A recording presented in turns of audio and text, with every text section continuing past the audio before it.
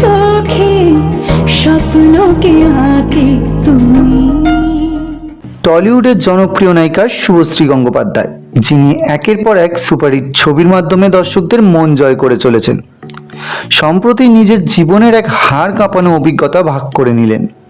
তার ঝলমলে পর্দার হাসির আড়ালেও লুকিয়ে রয়েছে এমন কিছু বাস্তব কষ্টের মুহূর্ত যা অনেকেই কল্পনা করতে পারেন না।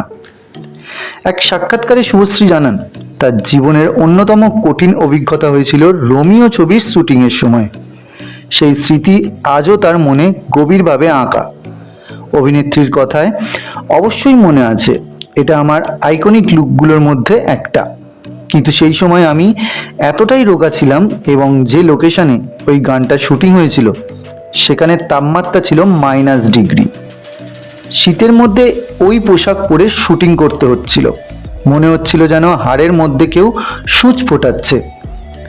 রোদ ঝলমলে আকাশ ছিল ঠিকই, কিন্তু ঠান্ডার প্রকোপটা যারা সেখানে ছিল তারাই জানে। এটা ছিল আমার জীবনের আরও একটা কঠিন অভিজ্ঞতার দিন, যেটা আমি সারা জীবন মনে রাখব। এই অভিজ্ঞতাই যেন আবারও প্রমাণ করে গ্ল্যামার জগতের হাসির আড়ালেও থাকে কঠোর পরিশ্রম, ধৈর্য আর আত্মত্যাগের গল্প, যা অভিনেত্রীদের সত্যিকারের নায়িকা করে তোলে। তো বন্ধুরা, শুভশ্রীর এই কঠিন অভিজ্ঞতায় আপনি কি বলতে চান তা অবশ্যই কমেন্ট করে জানাবেন।